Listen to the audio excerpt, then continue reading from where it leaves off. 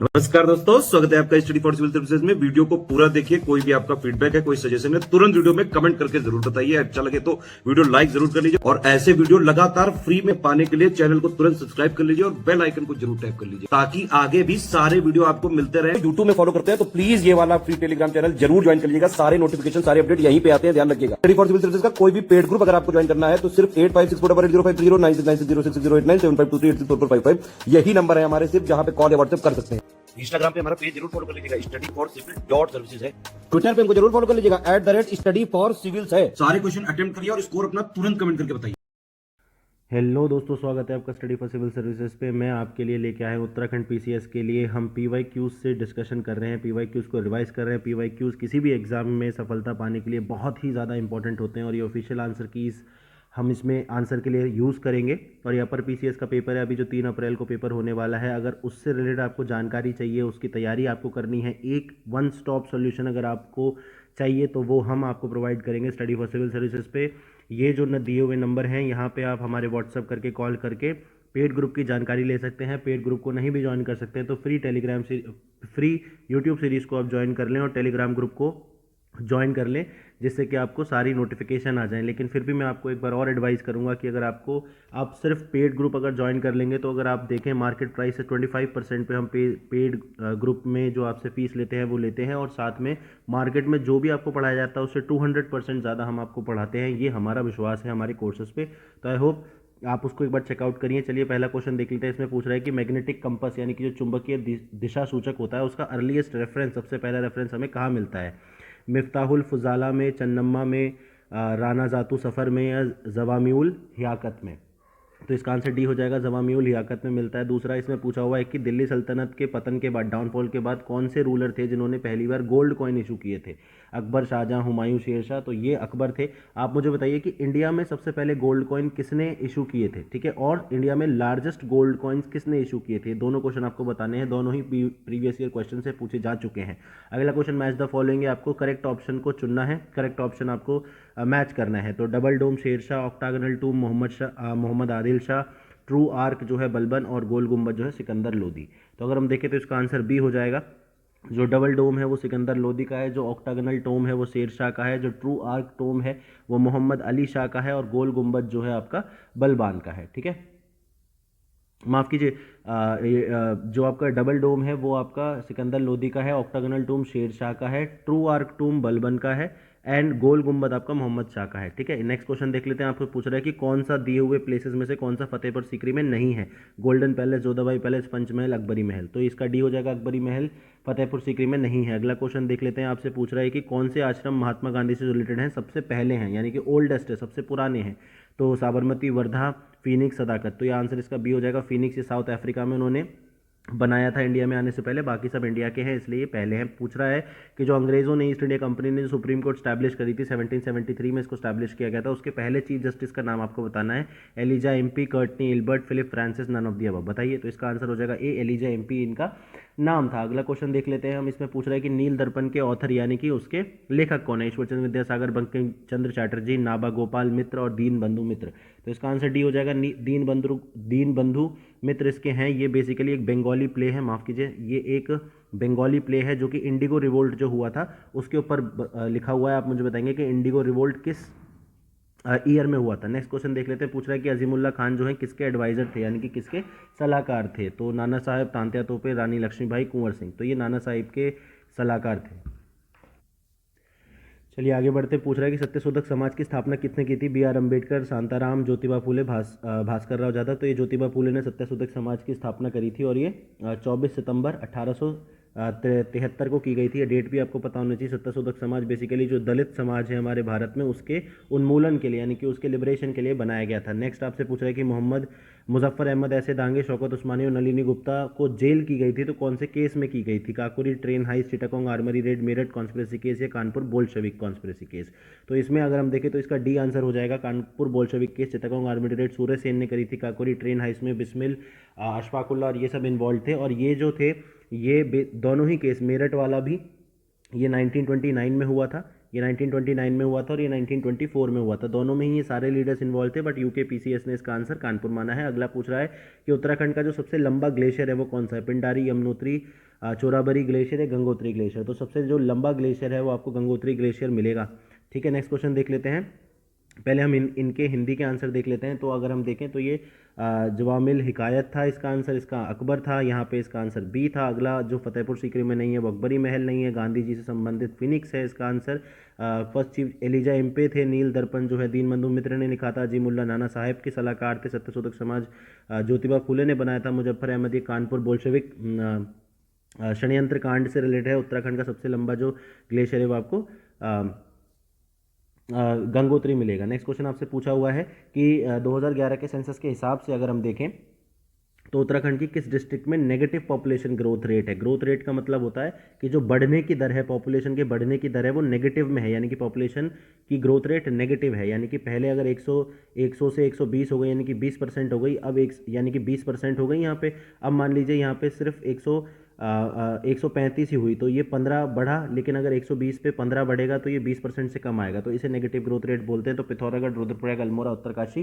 तो बताइए, तो ये आंसर इसका हो जाएगा रुद्रप्रयाग। अगला क्वेश्चन देख लेते हैं। जो दून है वो आपको उत्तराखंड में कहाँ मिलते हैं? स्ट्रक्चरल वैलीज में, अल्पाइन ग्रासलैंड्स में, रिवर वैलीज में या नैरो वैलीज में? तो अगर हम देखें तो ये स्ट्रक्चरल वैली जिनको संरचनात्मक जो वैलीज होती हैं वो हम स्ट्रक्चरल वैलीज उनको बोलते हैं। नेक्स्ट क्वेश्चन आपसे पूछ रहा है कि गोविंद घाट कौन से दो रिवर्स के संगम पे लोकेटेड है? अलकनंदा भागीरथी, अलकनंदा किरोनगढ़, अलकनंदा लक्ष्मण गंगा, अलकनंदा धौली गंगा। तो अगर हम देखें तो अलकनंदा लक्ष्मण गंगा के कन्फ्लुएंस पे। नेक्स्ट आपसे पूछ रहा है कि कौन सा बायोस्फीयर रिजर्व उत्तराखंड में है? गोविंद जी, राजा जी, कॉर्बेट, नंदा देवी। तो बायोस्फीयर रिजर्व्स, नेशनल पार्क्स और वाइल्ड लाइफ सेंचुरीज ये आपको पता होना चाहिए, क्योंकि उत्तराखंड भी एक बहुत इंपॉर्टेंट बायोडाइवर्सिटी का हमारा एरिया है। तो अगर हम देखें तो इसमें नंदा देवी है। अगला क्वेश्चन देख लेते हैं कि ओशनिक फ्लोर का सबसे एक्सटेंसिव यानी कि सबसे फैला हुआ पार्ट क्या है? Ocean deeps, continental shelves, continental slopes, deep sea plains या कॉन्टिनेंटल, ये आप बताइए। तो इसका डीप सी प्लेन्स हो जाएगा, यानी कि जो मैदानी इलाका है समुद्र के अंदर वो सबसे बड़ा है,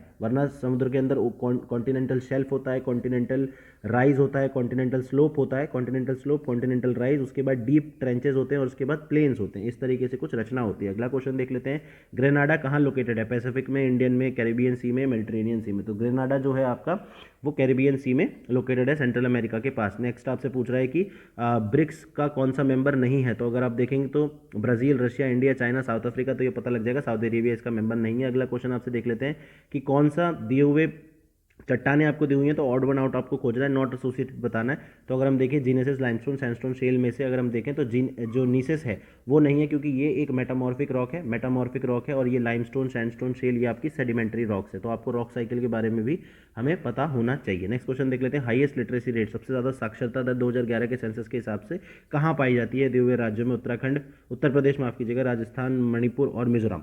तो दिए हुए में से अगर हम देखें तो मिजोरम में पाई जाती है, वरना ओवरऑल अगर हम देखें तो केरल में पाई जाती है। अगला क्वेश्चन देख लेते हैं। बायोस्फीयर रिजर्व आपको दे रखे हैं, नॉट प्रॉपरली मैच, आपको जो गलत मैच है वो बताना है। सिमलीपाल उड़ीसा में, नौकरेक मेघालय में, अगस्त्यमलाई केरल में और देखिए कंचनजंगा हिमाचल प्रदेश में। तो यही इसका आंसर हो जाएगा, क्योंकि कंचनजंगा आपको सिक्किम में मिलेगा। इसका हिंदी वर्जन देख लेते हैं। तो जनगणना के हिसाब से जो नेगेटिव है, यानी कि वृद्धि दर जो है ऋणात्मक रही है, वो आपका पिथौरागढ़ में रही है, सॉरी माफ़ कीजिएगा, रुद्रप्रयाग में रही है। दून जो है संरचनात्मक घाटियों में मिलते हैं। गोविंद घाट आपको मिलेगा अलकनंदा और लक्ष्मणगंगा में। उत्तराखंड में जो जैव आरक्षित क्षेत्र है वो सबसे पहला वाला जो नंदा देवी है। उसके बाद महासागर में जो सबसे ज़्यादा हैं वो मैदान है।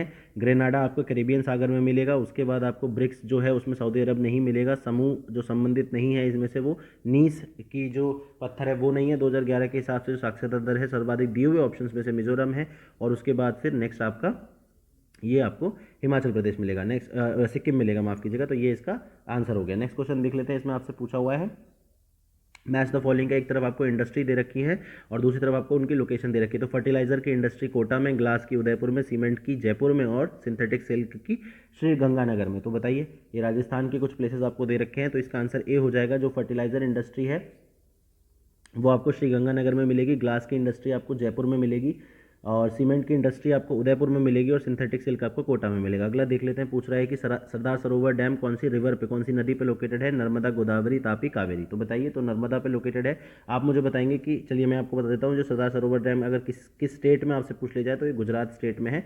ये मैप का क्वेश्चन है, इसमें से आपको चूज़ करना था कि कौन सा इसमें से नॉट करेक्टली मैच्ड है, मतलब कौन सा A, B, C। अगर हम देखें तो A जो है वो सतपुरा है, B जो है वो सोन वैली है, सी जो है वो कोरबा है और डी जो है करणपुरा है। तो ये इसका आंसर डी हो जाएगा, करणपुरा गलत मैच है। अगला क्वेश्चन देख लेते हैं। करेक्ट सीक्वेंस आपको सही तरीके से इसको लगाना है फ्रॉम ईस्ट टू वेस्ट, यानी कि पूरब से पश्चिम की तरफ आपको सही क्रम में इसको लगाना है। तो ये एवरेस्ट, कंचनजंगा, अन्नपूर्णा, धौलागिरी, इसको आपको सही क्रम में लगाना है। तो इसका आंसर हो जाएगा सबसे पूरब में कंचनजंगा मिलेगा, उसके बाद एवरेस्ट, अन्नपूर्णा और फिर धौलागिरी आपको मिलेगा। चलिए नेक्स्ट क्वेश्चन हिंदी में देख लेते हैं। इसके आंसर अगर हम देखें तो इसका आंसर तो मैच द फॉलोइंग का ए हो जाएगा। उसके बाद ये नर्मदा नदी पे है, उसके बाद इसका कर्णपुरा है, माफ कीजिएगा ये, तो ये इसका कर्णपुरा है और ये इसका कंचनजंगा हो जाएगा। अगला क्वेश्चन देख लेते हैं। अगला इसमें आपसे पूछा हुआ है कि करेक्ट सीक्वेंस लगाना है आपको स्टेट्स का in descending order of the area, यानी कि जो उनका जो पूरा भूभाग है उसका जो उसका डिसेंडिंग ऑर्डर मतलब बढ़ते से घटते क्रम में आपको लगाना है। तो उत्तराखंड, छत्तीसगढ़, झारखंड, हिमाचल प्रदेश अगर हम देखेंगे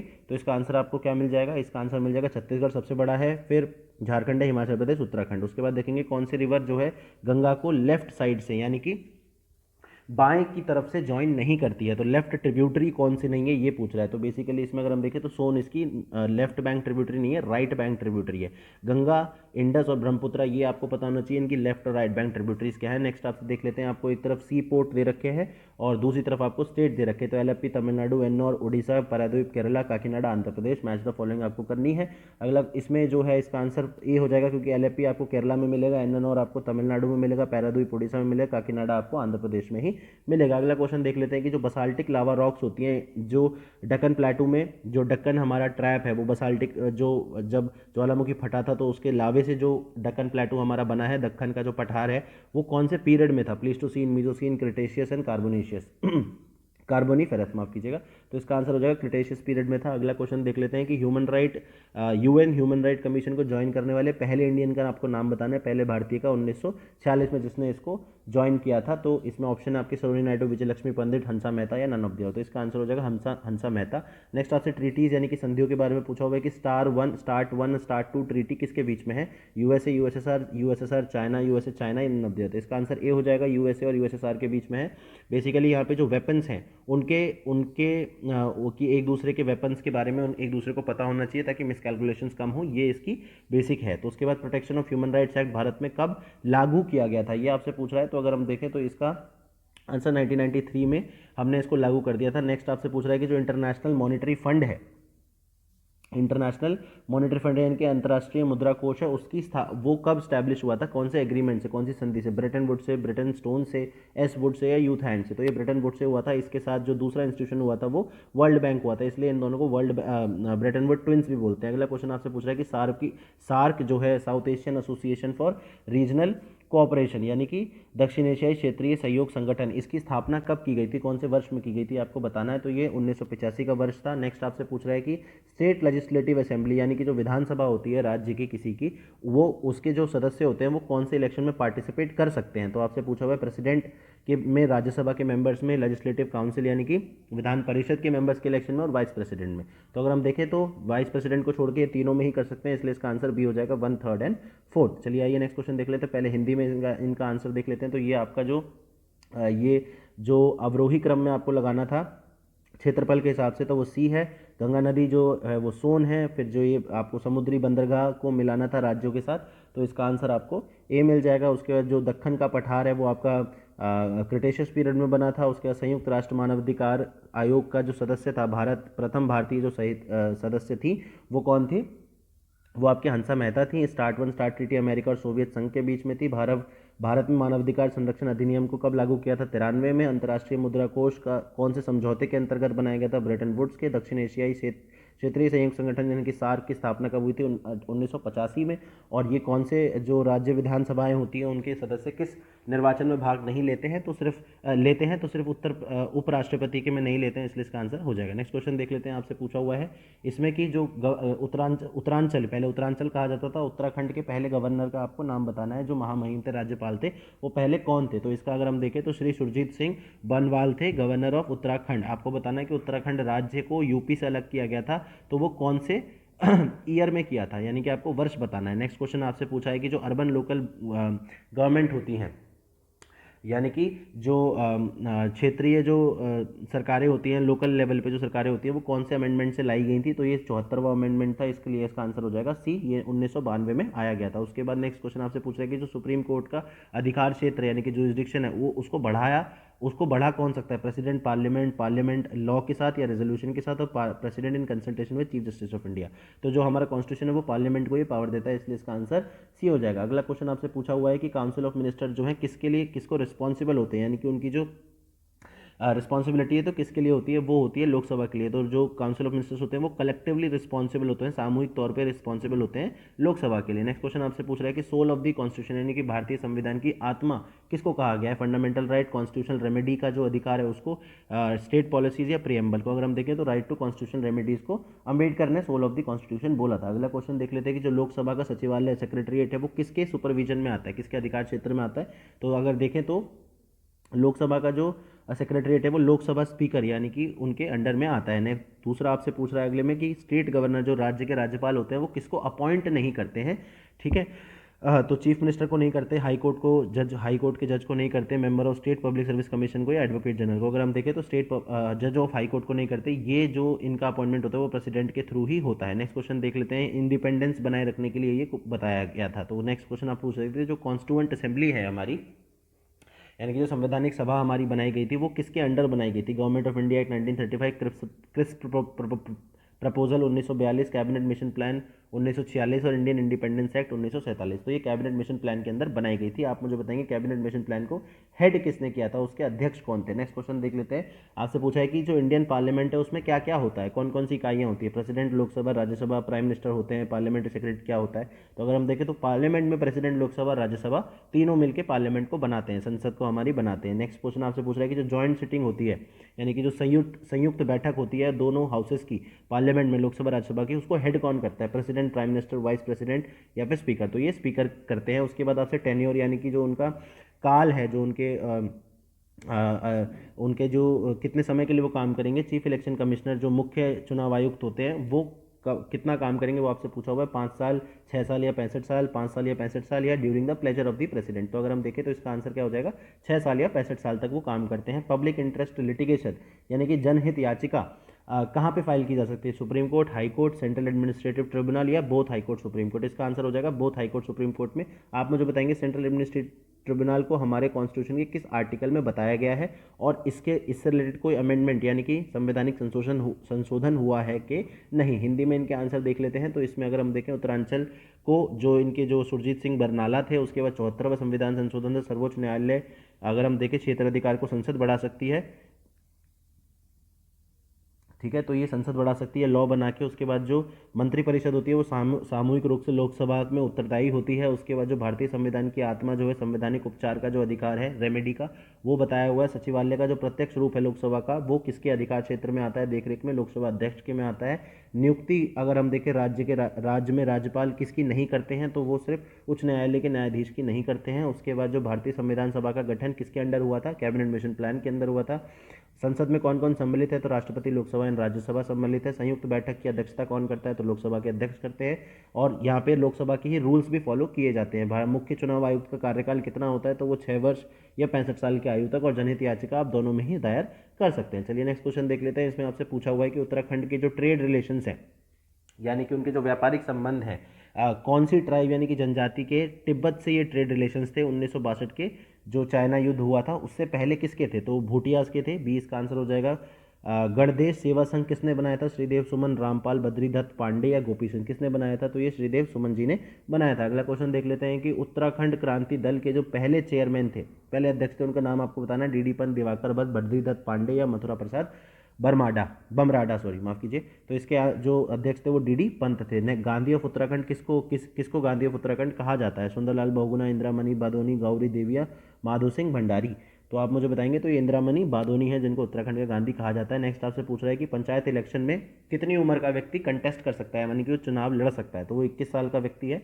उसके बाद नेक्स्ट क्वेश्चन देख लेते हैं कि ओबीसी के लिए जो अमेंडमेंट लाया गया था 27% उनको आरक्षण रिजर्वेशन देने के लिए एजुकेशनल इंस्टीट्यूशंस में, यानी कि शैक्षिक संस्थानों में कौन से अमेंडमेंट से, कौन से संवैधानिक संशोधन से लाया गया था? तो अगर हम देखें तो ये आपका 93 संवैधानिक संशोधन से लाया गया था 2005 में। अगला क्वेश्चन देख लेते हैं कि जो ओथ ऑफ सीक्रेसी होती है वो गवर्नर को कौन एडमिनिस्टर कराता है? President, chief justice of high Court, Supreme court की मुख्य न्यायाधीश या चीफ मिनिस्टर? तो अगर हम देखें तो राज्य में ये जो कराता है वो chief justice of high court कराता है। प्रेसिडेंट को कौन कराएगा? Chief justice of supreme court कराएगा या उनके द्वारा अधिकृत कोई और व्यक्ति कराएगा। नेक्स्ट क्वेश्चन देख लेते हैं कि कौन सा स्टेट है जिसने पहली बार लोकायुक्त का जो इंस्टीट्यूशन है, संस्थान है, उसको स्थापित किया था? राजस्थान, बिहार, महाराष्ट्र, गुजरात। तो ये महाराष्ट्र ने किया था लोकायुक्त का।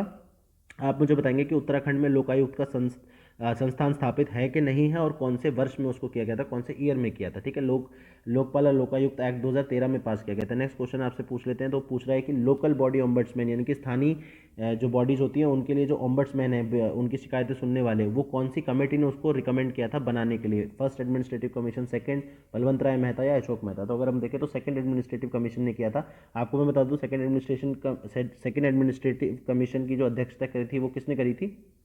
एम वीरप्पा मौली ने इसको करा था और ये 2005 में बनाई गई थी। फर्स्ट की अगर हम देखें तो अध्यक्षता मोरारजी देसाई ने करी थी। ठीक है, तो स्थानीय संस्थाओं के जो ओम्बड्समैन की बात है वो यहाँ पे हम कर रहे हैं। नेक्स्ट क्वेश्चन आपसे पूछ रहा है कि पंचायत राज सिस्टम से कौन सी कमेटी एसोसिएटेड नहीं है, यानी कि उसके बारे में किस कमेटी ने इनमें से बात नहीं करी?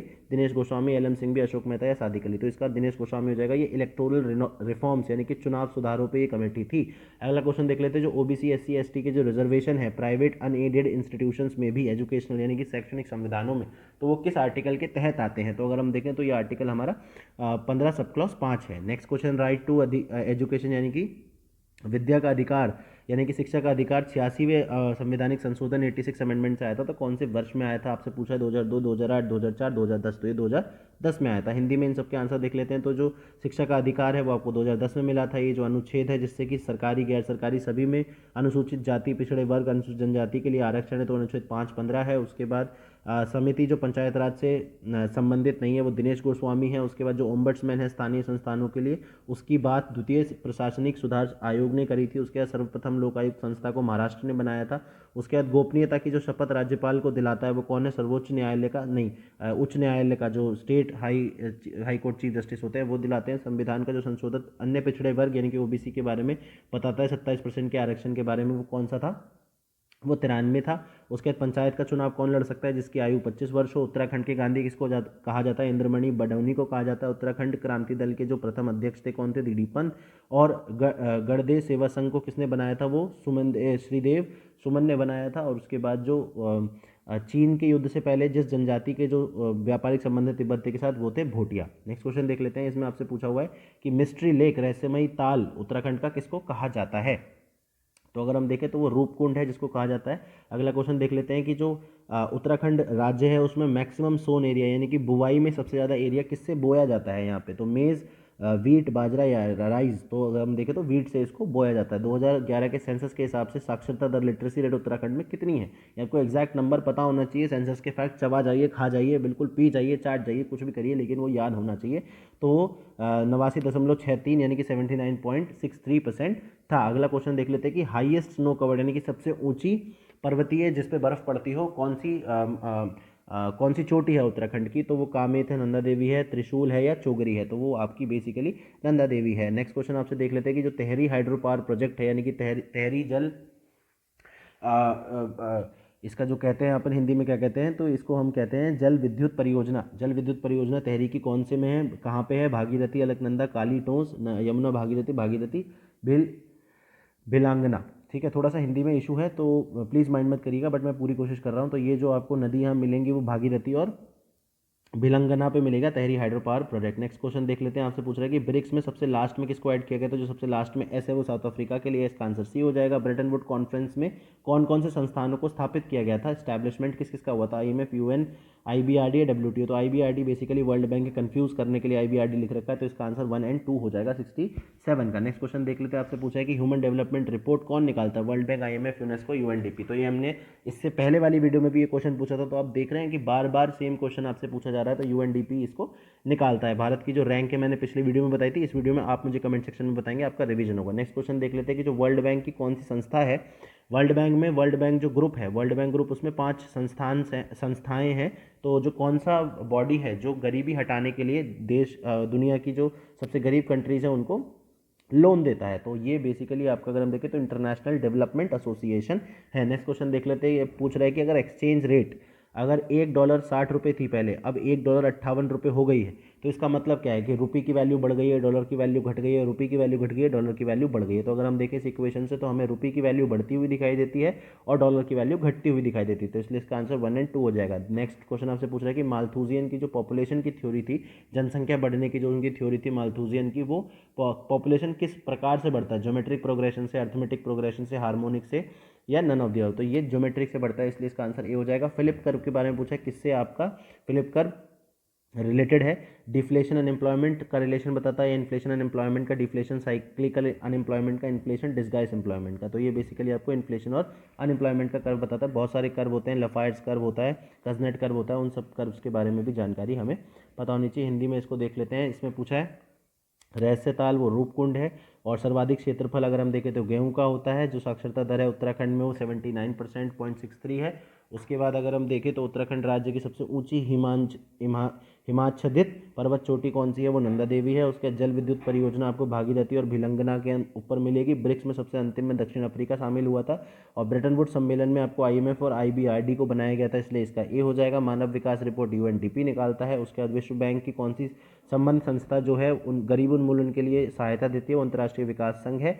और अगर हम देखें तो ये तो मैथमेटिकल से क्वेश्चन है, तो इसलिए इसका ए हो जाएगा। जनसंख्या सिद्धांत जो माल्थूजन का था, उसमें जनसंख्या की वृद्धि कैसे होती है, ज्यामितीय क्रम से, अंकगणित क्रम से, या हरात्मक क्रम से, तो ज्यामितीय क्रम से होती है। फिलिप्स कर्व किससे रिलेटेड है, तो वो आपकी मुद्रास्फीति एवं बेरोजगारी से रिलेटेड है। नेक्स्ट क्वेश्चन देख लेते हैं। आपसे पूछ रहा है कि pure monetary theory of trade cycle, pure monetary theory of trade cycle यानी कि विशुद्ध मौद्रिक सिद्धांत प्रतिपादित किसने किया था, किसने इसको बताया था, हॉट्रे, हायेक, केन्स या हिक्स ने बताया था। तो ये हॉट्रेक ने बताया था। इसमें बेसिकली क्या बोलता है कि जो इकोनॉमिक साइकिल्स हम देखते हैं ना, कि पहले बूम आ रहा है, फिर बस्ट हो गया, फिर बूम हो गया, फिर बस्ट हो गया, तो ये जो साइकिल है उसके बहुत सारे कारण होते हैं, बहुत सारे डिटर्मिनेंट होते हैं, लेकिन इनकी थ्योरी के हिसाब से जो लिक्विडिटी होती है, यानी कि जो पैसा मार्केट में कितना है, उसकी जो लिक्विडिटी होती है वही डिसाइड करती है, इसलिए pure monetary theory of trade cycle बोला गया है। नेक्स्ट आपसे पूछा है कि द एक्यूमुलेशन ऑफ कैपिटल नाम की किताब के ऑथर यानी कि लेखक कौन है, तो ये इनके लेखक हैं मिसेस जॉन रॉबिन्सन, इसके लेखक हैं। नेक्स्ट क्वेश्चन देख लेते हैं। आपसे पूछा है कि जो फिस्कल पॉलिसी टूल है, फिस्कल पॉलिसी माने राजकोषीय जो नीति है उसको रेक्टिफाई कौन सी राजकोषीय नीति को, मतलब किसने इसको बताया था। ग्रेट डिप्रेशन जो आ गया था हमारे यहाँ 1900 इंटरवॉर पीरियड में 1929 से 30 में, किस अर्थशास्त्री ने इसका उपयोग किया था फिस्कल पॉलिसी का, तो ये कीन्स थे। ये बेसिकली क्या कहते थे कि इकोनॉमी में आप स्टिमुलस दीजिए, यानी कि जैसे आत्मनिर्भर भारत के थ्रू हमने स्टिमुलस दिया है, वैसे आप स्टिमुलस दीजिए और आपका काम बढ़िया तरीके से बन जाएगा। अगला क्वेश्चन देख ले कि फाइनेंशियल सेक्टर रिफॉर्म्स की जो कमेटी थी 2008 की, उसकी अध्यक्षता किसने करी थी, बिमल जलान, रघुराम राजन, M नरसिम्हम या C रंगराजन। आप मुझे बताएंगे किसने करी थी, तो ये बेसिकली करी थी आपकी रघुराम राजन जी ने। नेक्स्ट क्वेश्चन देख लेते हैं। सेंसस 2011 के हिसाब से सेक्स रेशो यानी कि नंबर ऑफ फीमेल्स पर 1000 मेल्स इंडिया में कितनी है, तो वो 940 है।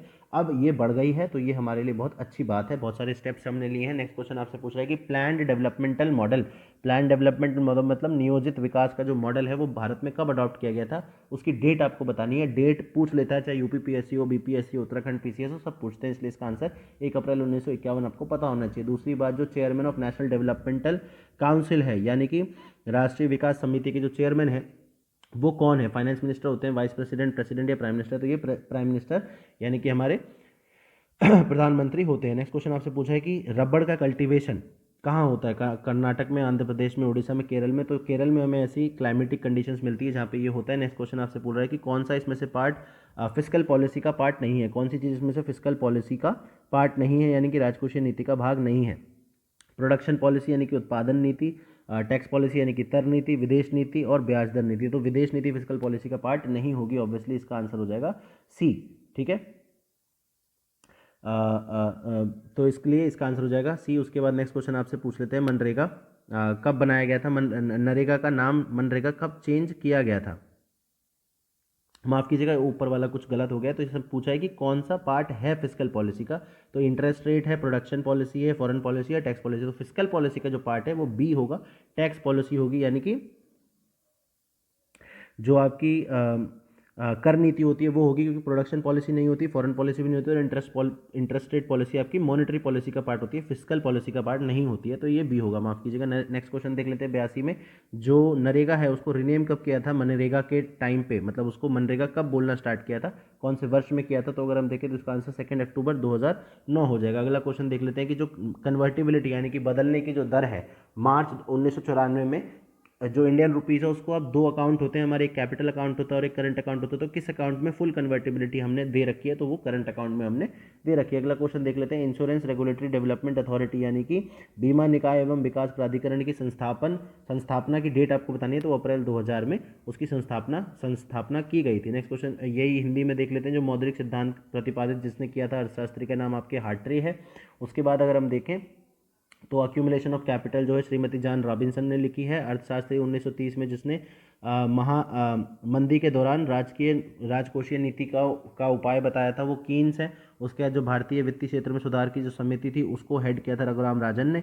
2011 की जनगणना के हिसाब से जो लिंग अनुपात है भारत में वो 940 है। नियोजित विकास मॉडल हमारे यहाँ 1 अप्रैल 1951 को अपनाया गया था भारत में। राष्ट्रीय विकास समिति के अध्यक्ष जो होते हैं भारत के प्रधानमंत्री होते हैं। और राज्य में जो भारत वर्ष में रबड़ की जो खेती होती है वो केरल में होती है। और राजकोषीय नीति का भाग जो नहीं है और जो भाग इसमें से है वो कर नीति है, ठीक है, ये तीनों नहीं है, ठीक है।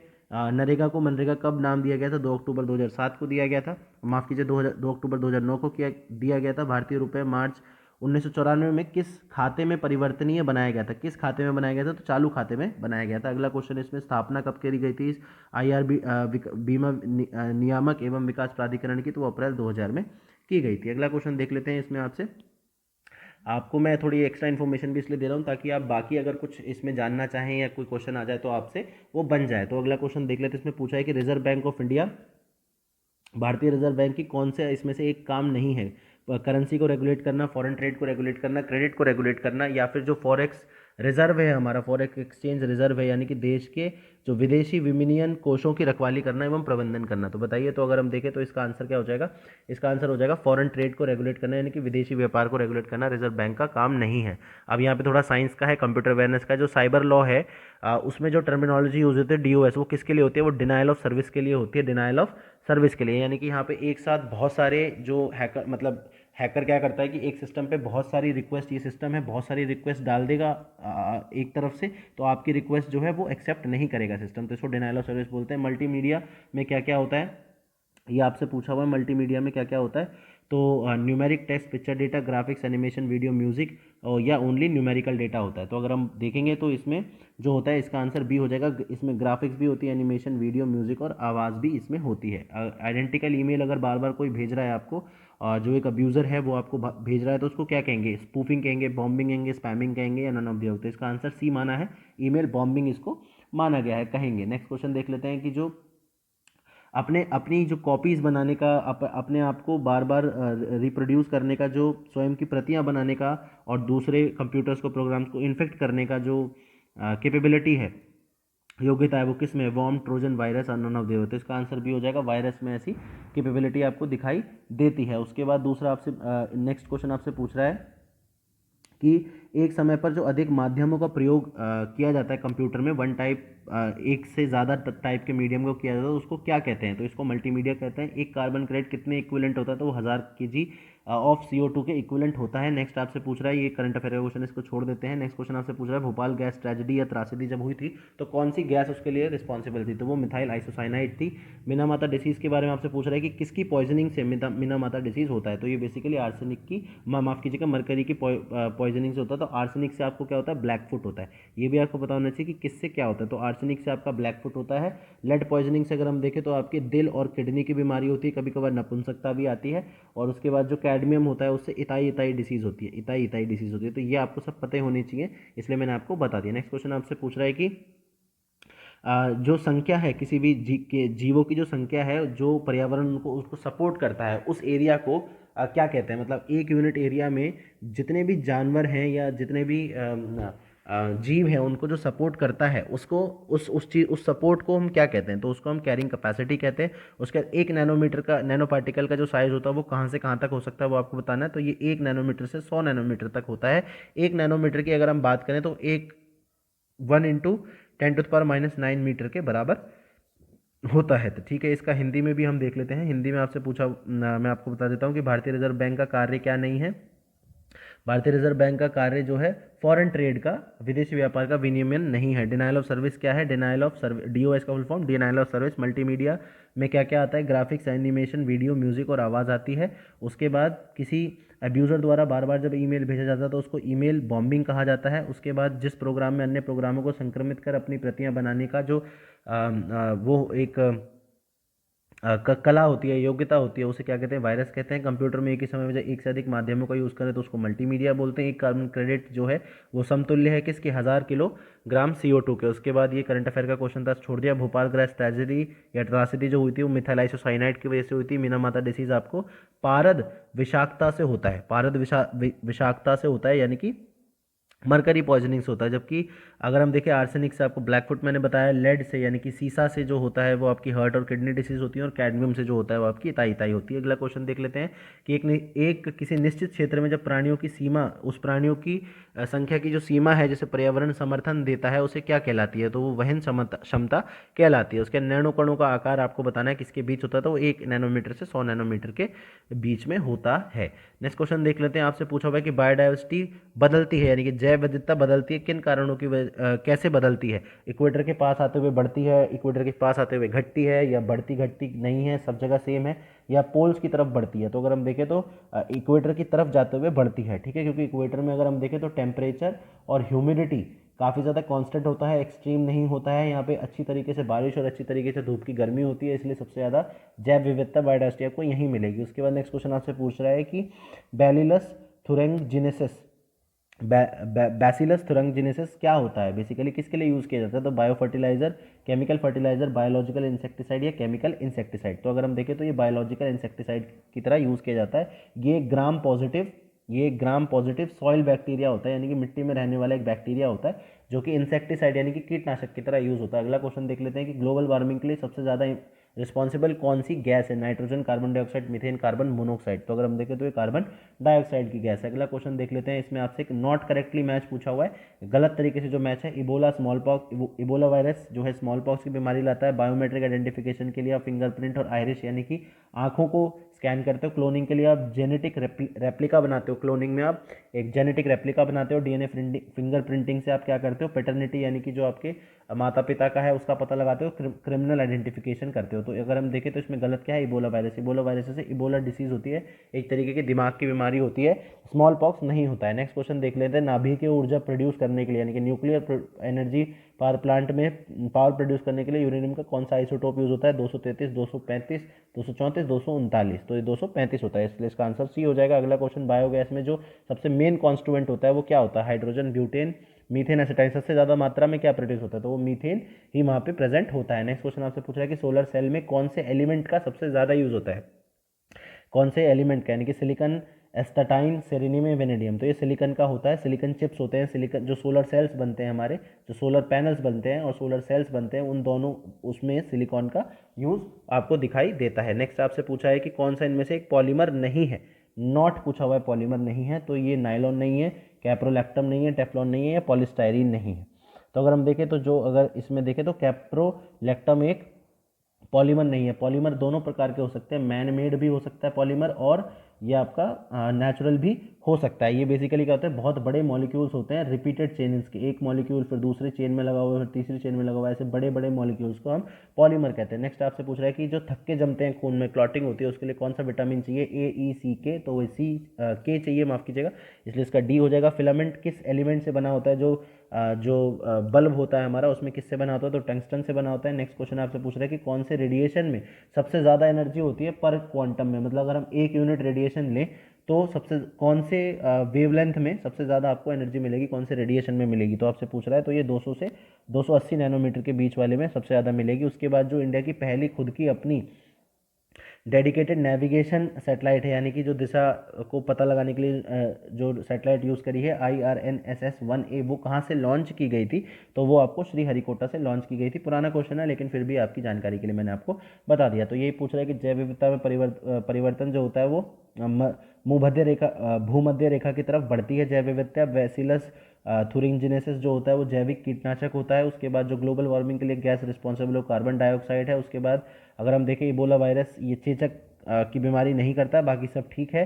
कि जीव सांख्यिकीय पहचान अगर हमें करनी है तो उंगली का छापन और आइरिस स्कैन हम करते हैं। क्लोनिंग अगर करनी है तो बेसिकली उसमें आनुवांशिक प्रतिकृति बनती है।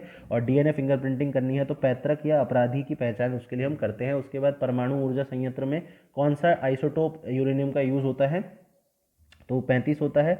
बायोगैस का मुख्य घटक कौन सा है, वो मीथेन है। उसके बाद आपसे पूछ रहा है कि कौन सा तत्व सोलर सेल में यूज़ होता है, तो वो सिलिकन है। उसके बाद पॉलीमर कौन सा इनमें से नहीं है, तो पॉलीमर क्या नहीं है, कैप्रोलैक्टस नहीं है। खून के थक्के जमने के लिए कौन सा विटामिन जरूरी है, विटामिन के। इलेक्ट्रिक बल्ब में कौन फिलामेंट किससे बनता है, टंगस्टन से बनता है। किस विकिरण की ऊर्जा प्रति क्वांटम सर्वाधिक होती है, तो वो 200 से 280 नैनोमीटर में होती है। और IRNSS 1A कहाँ से लॉन्च किया गया था, वो श्रीहरिकोटा से लॉन्च किया गया था। चलिए नेक्स्ट क्वेश्चन देख ले। आपसे गलत विकल्प चुनने के लिए बोला, नॉट करेक्टली मैच। जो ऑप्टिक फाइबर है लाइट वेव्स यानी कि प्रकाश तरंगे। एंड्रॉयड जो है वॉइस इनपुट है यानी कि वाणी निवेश है। लार्ज हेड्रॉन कोलाइडर यानी कि बृहद हेड्रॉन कोलाइडर जो है गॉड पार्टिकल को ढूंढने के लिए। रेड प्लैनेट यानी कि जो लाल ग्रह है वो मंगल है। बताइए, तो इसमें से जो नॉट करेक्ट है वो एंड्रॉयड है। एंड्रॉयड वॉइस इनपुट नहीं है बल्कि एक ऑपरेटिंग सिस्टम है। नेक्स्ट आपसे पूछ रहा है कि जो Indian institute of remote sensing है यानी कि भारतीय रिमोट सेंसिंग संस्थान कहाँ स्थित है, नई दिल्ली, नागपुर, देहरादून, लखनऊ, तो वो आपको देहरादून में मिलेगा। नेक्स्ट क्वेश्चन देख लेते हैं। ये बेसिकली करंट अफेयर का क्वेश्चन है, ये भी करंट अफेयर का क्वेश्चन है, इसको छोड़ देते हैं। ग्रेट हिमालयन नेशनल पार्क कहाँ पे है, यूनेस्को की वर्ल्ड हेरिटेज साइट है, वो आपको कहाँ मिलेगा आप बताइए। उत्तराखंड, हिमाचल, नागालैंड या जम्मू कश्मीर, तो ये आपको मिलेगा हिमाचल प्रदेश में। आप बताइए उत्तराखंड में कौन सा वर्ल्ड हेरिटेज साइट है कि नहीं है, ये आप मुझे बताएंगे। नॉर्थ सेंट्रल रेलवे जोन यानी कि उत्तर मध्य रेलवे जोन आपको कहाँ मिलेगा, उसका हेडक्वार्टर इलाहाबाद, भोपाल, जबलपुर, दिल्ली। तो अगर हम देखें तो इसका मिलेगा आपको इलाहाबाद में, इसका आंसर हो जाएगा। उसके बाद ये करंट अफेयर का, इसको छोड़ देते हैं। नेक्स्ट आपसे पूछ रहा है कि international day of non violence कब मनाया जाता है। ऑफकोर्स गांधी जी की जन्मतिथि पे 2 अक्टूबर को मनाया जाता है। उसके बाद देख लेते हैं राष्ट्रीय गोकुल मिशन जो है वो यूनियन गवर्नमेंट ने किया था, अनाउंस किया था, तो किस लिए किया था। इंडिजिनस काउज देसी गायों के संरक्षण के लिए, ज़्यादा दूध देने वाली गायों के को बनाने के लिए, मतलब उनके डेवलपमेंट के लिए, या क्लाउस कर्बिंग स्लॉटरिंग यानी कि जो काटा जाता है कैटल्स को, उनको रोकने के लिए, या फिर फूट एंड माउथ डिसीज़ को रोकने के लिए। तो अगर हम देखें तो राष्ट्रीय गोकुल मिशन इंडिजिनस ब्रीड को प्रोटेक्ट करने के लिए बनाया गया था। पॉस्को जो है किससे रिलेटेड है, पॉक्सो किससे रिलेटेड है, oil company, civil servant, children ocean. तो ये चिल्ड्रन जो बच्चों के साथ जो शारीरिक अपराध किए जाते हैं उनसे बचाने के लिए पॉक्सो एक्ट 2012 में लागू किया गया था। ये हिंदी में देख लेते हैं। आपसे पूछ रहा है कि जो इसमें आंसर हो जाएगा एंड्रॉयड, जो वाणी निवेश नहीं है, ऑपरेटिंग सिस्टम है। IIRS की जो संस्थान का जो हेडक्वार्टर है वो आपको देहरादून में मिलेगा। उसके बाद जो ये करंट अफेयर का है, ग्रेट हिमालय नेशनल पार्क आपको हिमाचल में मिलेगा। मध्य रेलवे जोन का जो मुख्यालय है वो आपको इलाहाबाद में मिलेगा। उसके बाद जो अंतर्राष्ट्रीय अहिंसा दिवस है वो 2 अक्टूबर को मनाया जाता है। केंद्र सरकार द्वारा राष्ट्रीय गोकुल मिशन किस लिए बनाया, गायों की देसी नस्ल की रक्षा करने के लिए। और पॉक्सो जो है वो 2 तेल कंपनियों से नहीं है, बच्चों से रिलेटेड है। बी इसका आंसर हो जाएगा। नेक्स्ट क्वेश्चन देख लेते हैं। आपसे पूछ रहा है कि नेशनल सिक्योरिटी एडवाइजर किसको नियुक्त किया गया है, तो वो श्री अजीत कुमार डोवाल हैं। उसके बाद ये करंट अफेयर का है, छोड़ देते हैं, ये भी करंट अफेयर का है। उसके बाद पूछ रहा है मराकेश ट्रीटी इंडिया ने रिसेंटली रेटिफाई करी थी।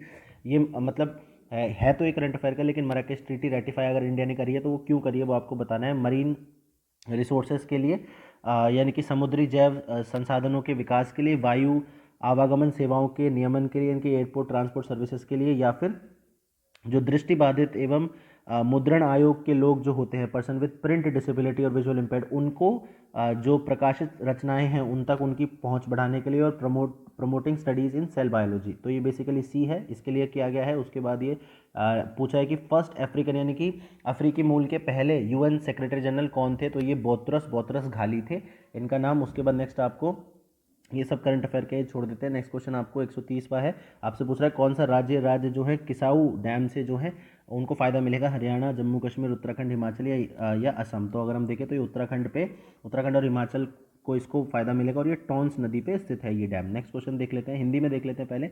तो राष्ट्रीय सुरक्षा सलाहकार अजीत कुमार डोवाल जी हैं। उसके बाद केंद्रीय सरकार ने जो मराकेश संधि साइन करी है वो दृष्टिबाधित लोगों की हेल्प करने के लिए करी है। उसके बाद प्रथम अफ्रीकी मूल के जो महासचिव बने हैं वो बुटरोस घाली बने हैं। उसके बाद जो राज्य किसाऊ बांध से जो हेल्प मिलेगी उसको उत्तराखंड और हिमाचल प्रदेश होगा। नेक्स्ट क्वेश्चन देख लेते हैं। इसमें से आपसे पूछा है कि राष्ट्रीय महिला आयोग की प्रेजेंट चेयरपर्सन कौन है। तो जो दिए हुए नाम है उनमें से कोई भी नहीं है, लेकिन मैं आपको बता देता हूँ इस समय, ये आपको पता होना चाहिए क्योंकि पहले पूछा हुआ है। तो इस समय जो रेखा शर्मा जी हैं वो इसकी अध्यक्ष हैं, और उसको स्टैब्लिश यानी कि स्थापित कब किया गया था, 31 जनवरी 1992 को इसको स्टैब्लिश किया गया था। आप मुझे बताएंगे कि किस एक्ट से इसको स्टैब्लिश किया गया था, क्या ये स्टैट्यूटरी बॉडी है कि नहीं है। नेक्स्ट क्वेश्चन आपसे पूछ रहा है कि अगर इंडिया में कौन सी एक वुमेन पार्लियामेंटेरियन है, महिला सांसद है जो 8 बार लगातार चुनाव जीती हैं एक ही कॉन्स्टिट्यूंसी से, तो वो कौन है। ये जो कारनामा है सुमित्रा महाजन जी ने किया था, जो कि हमारी लोकसभा की स्पीकर भी रही हैं। नेक्स्ट क्वेश्चन आपसे पूछ रहा है कि out of print newspaper journalism business of news in digital age नामक किताब के ऑथर कौन है, लेखक कौन है। तो ये बेसिकली प्रोफेसर जॉर्ज ब्रॉक हैं। अगला क्वेश्चन देख लेते हैं। हॉर्टिकल एम्बेसडर ऑफ महाराष्ट्र कौन अपॉइंट किया गया है। तो ये बेसिकली श्री अमिताभ बच्चन जी को अपॉइंट किया गया है। उसके बाद ये सारे आपको करंट अफेयर के हैं, तो ये अभी इस समय आपके लिए सही, मतलब ये आपके लिए रेलेवेंट नहीं है, और जो रेलेवेंट हैं वो आप हमारे पेड ग्रुप से जान सकते हैं। पेड ग्रुप को आप ज्वाइन कर लीजिए, उतना ही पढ़ना है, उससे अलग कुछ नहीं पढ़ना है, इसलिए मैं आपको बार बार बोल रहा हूँ पेड ग्रुप ज्वाइन कर लीजिए। नेक्स्ट क्वेश्चन आपसे पूछ रहा है कि पोलियो फ्री भारत को किसने किया था। तो ये 2000 का है करंट अफेयर, लेकिन किसने कौन करता है पोलियो फ्री, ये आपको पता होना चाहिए। तो वो WHO करता है। हिंदी में देख लेते हैं। इसमें आपसे पूछा हुआ है कि राष्ट्रीय महिला आयोग की जो अध्यक्ष हैं वो इस समय रेखा शर्मा है, ये मैंने आपको अलग से बता दिया। उसके बाद जो जो महिला सांसद है जो 8 बार एक ही कॉन्स्टिट्यूंसी चुन के आई हैं वो सुमित्रा महाजन जी हैं। आउट ऑफ प्रिंट जो किताब है प्रोफेसर जॉर्ज ब्रॉक ने लिखी है। महाराष्ट्र के जो बागवानी राजदूत हैं श्री अमिताभ बच्चन जी हैं। उसके बाद अगर हम देखें तो जो संगठन इसको हमें डिक्लेयर करता है आधिकारिक रूप से, जो पोलियो मुक्त देश जो घोषित करता है वो कौन है, विश्व स्वास्थ्य संगठन। अगला क्वेश्चन देख लेते हैं। इसमें आपसे पूछा हुआ है अल्मोड़ा के जो कॉइन्स हैं, अल्मोड़ा कॉइन्स वो आपको कहाँ देखने को मिलते हैं, मतलब उन पे किसका नाम देखने को मिलता है। शिवपाल, शिवा पालिता, हरिपाल, शिवपालिता, शिवा हरि, शिवादत्ता, शिवपालिता, हरि, शिवदत्ता, शिवपालिता, हरिदत्ता। तो ये आपको ये वाले मिलते हैं। नेक्स्ट क्वेश्चन आपको करेक्टली मैच बताना है, कौन सा इसमें से करेक्टली मैच है। सोमचंद राजबंगा, कंकापाल देवलगढ़, अजयपाल तेहरी और मानसा चांदपुर गढ़। तो ये बेसिकली आपको किंग्स पूछे हुए थे कि एक तरफ किंग्स दे रखे हैं, दूसरी तरफ उनकी राजधानी दे रखी है, करेक्टली मैच बताना था। तो ये सोमचंद है जिनकी राजधानी राजबंगा थी।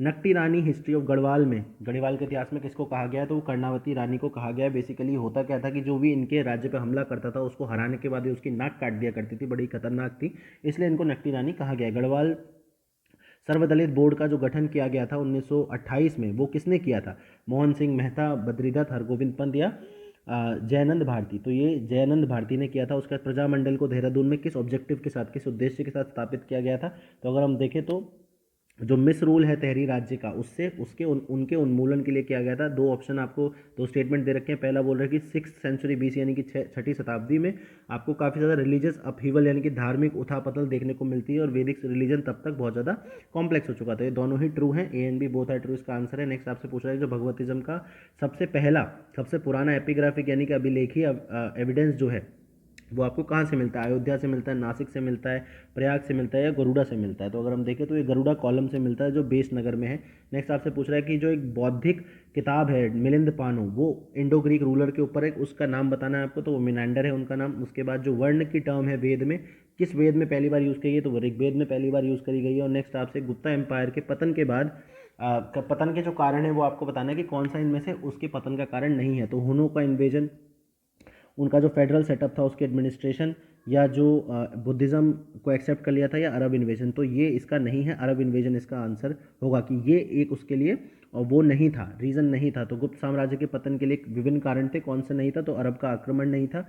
वैदिक ग्रंथ में किस वैदिक ग्रंथ में वर्ण शब्द का प्रयोग हुआ है, वो ऋग्वेद में हुआ है। मिलिंद पानु किसके बारे में, मिनेंडर के बारे में। भागवत धर्म का सबसे पहला अभिलेख साक्ष्य हमको बेसनगर से गरुड़ स्तंभ से मिलता है। उसके बाद विश्व के कई भागों में छठी शताब्दी ईस्वी पूर्व में महान धार्मिक उथल पुथल हो रही थी और जटिल हो चुका था, ये B हो जाएगा। उसके बाद देहरादून प्रजामंडल किसके लिए हुआ था, राज्य के टेहरी राज्य के कुशासन से बचाने के लिए गढ़वाल सर्वदलित परिषद जयानंद भारती ने बनाई थी। गढ़वाल के इतिहास में नकटी रानी कर्णवती को कहते हैं। उसके बाद एक राजा तरफ दे रखे राजा, दूसरी तरफ आपकी कैपिटल दे रखी है। तो सोमचंद की जो कैपिटल थी राजबंगा थी, बाकी सब गलत है। उसके बाद अल्मोड़ा सिक्कों पे किसका नाम दिखता है? शिवदत्त, शिवपालिका और हरिदत्त का। ठीक है, तो आज हमने 150 क्वेश्चन कर लिए, 2012 का हमने पेपर कर लिया। ऐसी ही टेस्ट इस सीरीज़ को आप फॉलो करते रहिए, लाइक करिए, शेयर करिए, सब्सक्राइब करिए।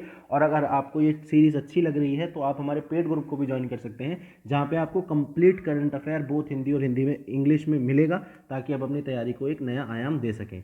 चलिए, आप सुरक्षित रहिए। आपके समय के लिए धन्यवाद।